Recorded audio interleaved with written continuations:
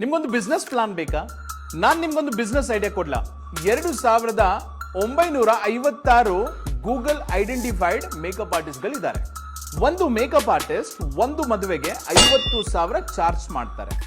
ಅದೇ ರೀತಿ ನಾನು ಹೇಳಿದ ಪ್ರಕಾರ ಒಂದು ವರ್ಷದಲ್ಲಿ 8 ಲಕ್ಷ ಮದುವೆಗಳಾಗ್ತಾ ಇದೆ.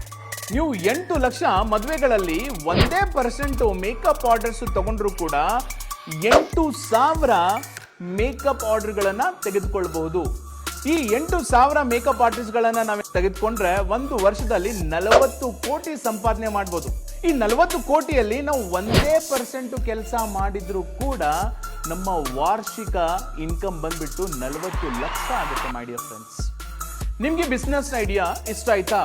ಹಾಗಾದ್ರೆ ಈಗಲೇ ಮಾಸ್ಟರ್ ಮೇಕಪ್ ಸ್ಟುಡಿಯೋನ ಅಕಾಡೆಮಿಗೆ ಭೇಟಿ ಕೊಡಿ.